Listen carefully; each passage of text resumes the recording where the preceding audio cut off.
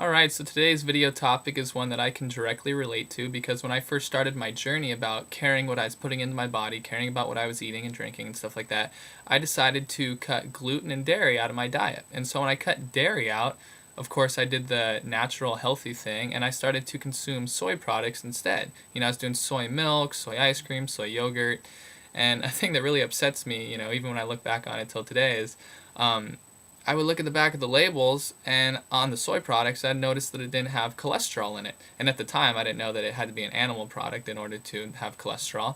And I would naturally think like, oh, this must be better for me than the dairy. So, I just went to town. I had soy ice cream all the time, and soy yogurt, soy milk, and then I started to come across some research, and I saw that there was a lot of negative stuff that came with the soy.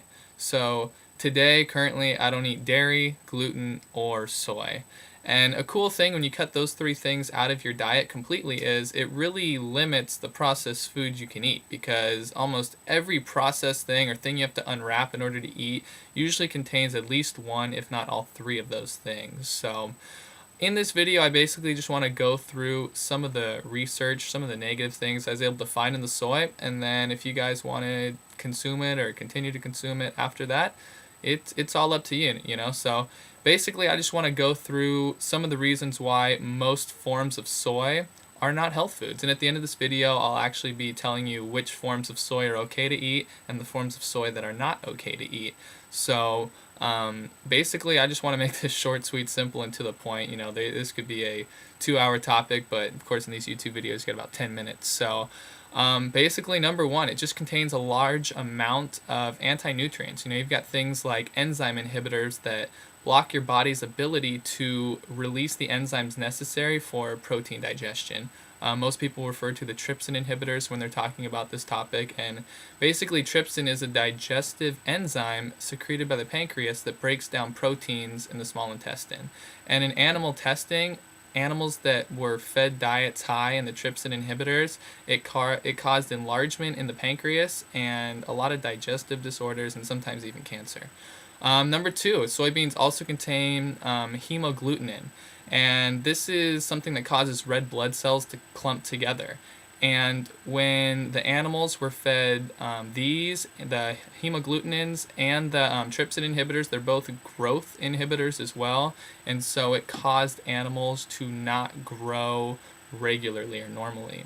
Number three, soy foods contain goitrogens, and these are substances that suppress thyroid function. We already have enough of a problem with thyroid disorder, hypothyroid in this country, probably in this world, and we don't want to do anything to make this any worse. Some of the symptoms that come with thyroid disorders are weight gain, lethargy, fatigue, hair loss, and loss of libido.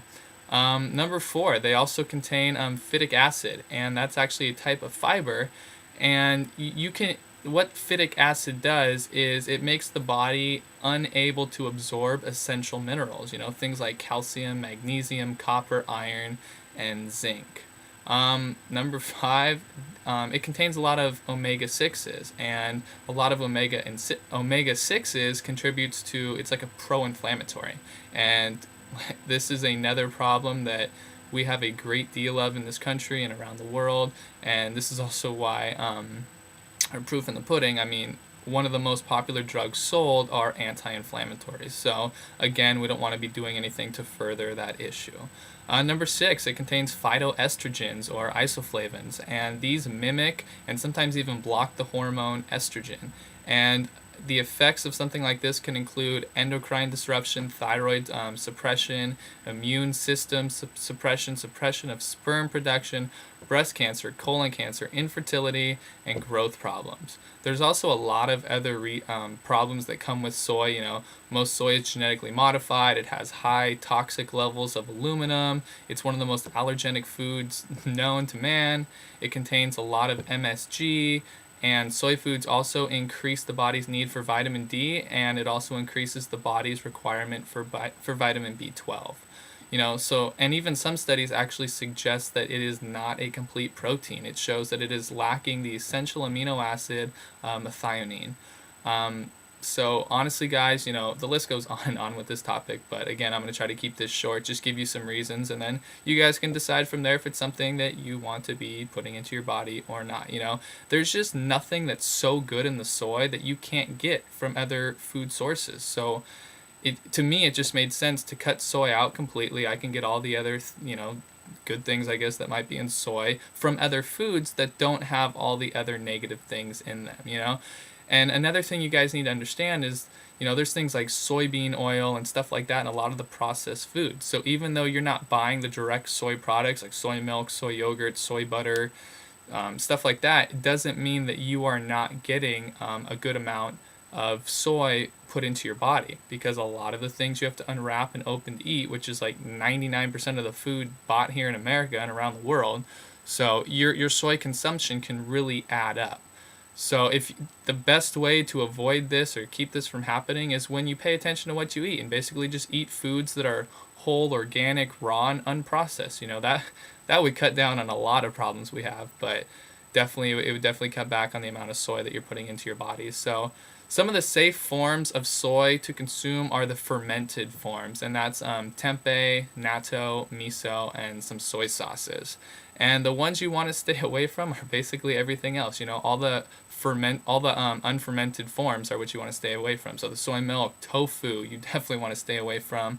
Soybean butter, soy yogurt, soy ice cream, the soy meat, however they happen to make that. I don't know. I have to do it at Whole Foods all the time. Like, dude, how do you have soy meat? But whatever. And soy protein isolate. Another one that's really huge.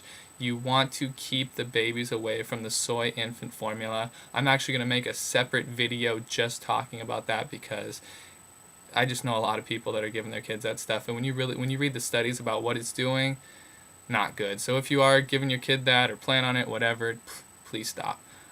Stay tuned for that video as well. So, if you're one of the many who's currently consuming soy and you've heard it's a health food, I mean, basically all I can say is you can do some research, or you can just let people like me, Sean from Underground Wellness, Paul Chegg, Dr. Mercola. There's a lot of good dudes out there that have done the studying for you and put something short like this together and let you know why it is not a health food. So hopefully this helps you guys out.